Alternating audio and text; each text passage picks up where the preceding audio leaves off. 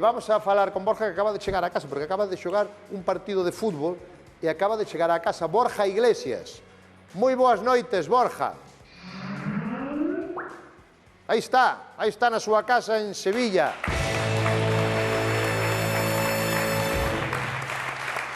Que crack.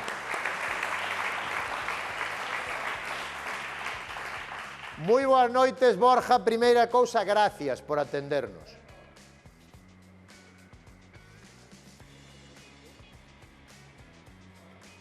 Hola, Borja. Debes ter muteado o audio, no teu Skype. Agora escoítate moi ben, Borja. Agora. Borja, además estou aquí con un céltico, con Antonio Durán Morris. Que bo, moi fan dos dous son, a verdade. Mira, vides de xogar un partido amistoso, non? Para preparar xa a temporada, non? Sí, fixemos o adestramento un pouco na hora do partido para intentar adaptarnos un pouquiño ao asunto, a ver, a nova realidade esta. Mira que levo nas uñas. Fenómeno, eres un fenómeno. Borja, contame, que pasou? Como foi? Pois a verdade é que tampouco foi para tanto. Pasa que hai algún que non lle gustan estas cousas e saltou máis da conta. Nada, simplemente contestei e expliquei o motivo, pero bueno, eu fai un par de semanas ou así pinteime tamén uns puntiños nas uñas e a verdade é que sorpréndeme que a estas alturas teñamos que dar explicacións deste tipo, pero bueno.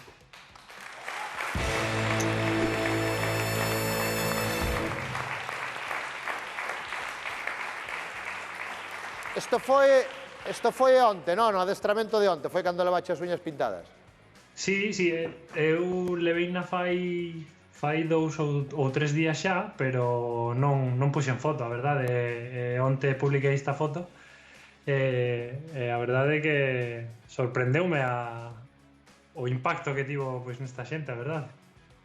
Mira, querete saludar Morris tamén, para recordar vellos. Borja, sí, eu te seguíate, porque eu son de Vigo, son celtista e recordo porque ademais ti pasaches de casi xogar no B a ser unha estrela e a verdade que en Vigo quedamos moi fastidiados cando marchaches, sei que houve as súas diferencias.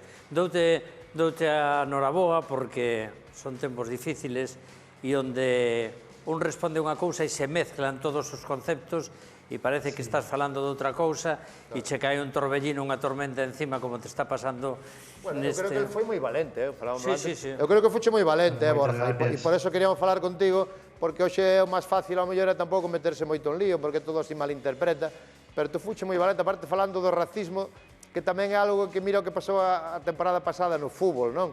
Na Liga. Sí, a verdade é que dá moita pena porque é algo que temos presente, tampouco hai que mirar cara ao outro lado. A verdade é que penso que nese sentido temos que dicilo, temos que loitar e traballar para que todo o mundo sexa igual, tanto homes, mulleres, como razas, como a culturas, religións, todo respetarlo, e penso que, pois, por sorte, por desgracia, o que facemos nós ten repercusión e creo que é unha boa forma de, por lo menos, facer reflexionar a xente.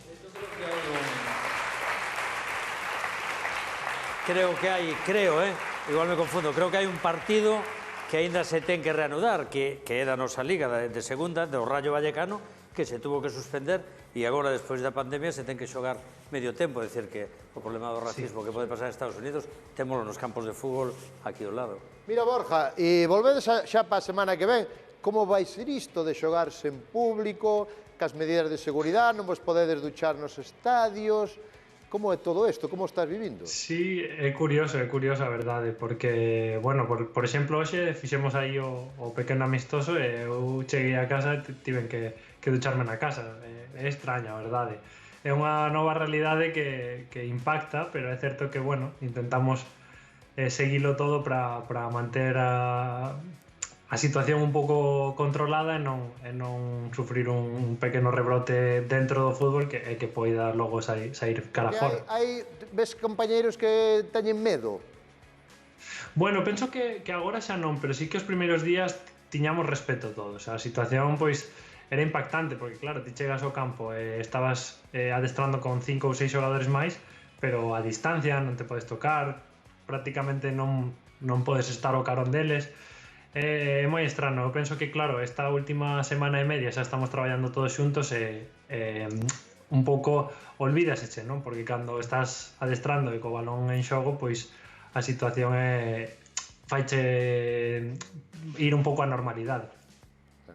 Este xa é fenómeno, pero vai fenómeno. Este vai marcar goles na... O problema é que se te saltas os protocolos, efectivamente, igual que eu na rodaxe dunha serie, se me salto o protocolo profesional, podo suspender a serie e uns xogadores poden suspender o campeonato inteiro de novo. Borja, moitas gracias por atendernos, tío, de verdad, que nos facía moita ilusión falar contigo porque ti quitarlle importancia, pero isto foi viral hoxe todo o día, en todo o país falouse de ti onte hoxe por un xesto tan valiente e que o faiga un dos nosos, un da casa, e que o poda contar en galego aquí na súa televisión, pois nos fai moita ilusión, tío. Moitísimas gracias. Para min é unha honra, xa sabes que eu son moi fan e que a ver se algún día poido pasarme por aí a disfrutar. Vémonos no Land Rover, cando podas vir por aquí, e acórdate que tens que traer a Joaquín. Moita sorte. Feito. Vale, venga, unha aperta. Ben, gracias. Que tío, merece a pena, verdad? Sí, estes xestos é os que demostran que hai cousas que van cambiando. E é un gran tipo, e é un gran tipo. Sí, sí. Antonio, despedimoste, gracias, de verdad. Despedidesme. Sí, porque...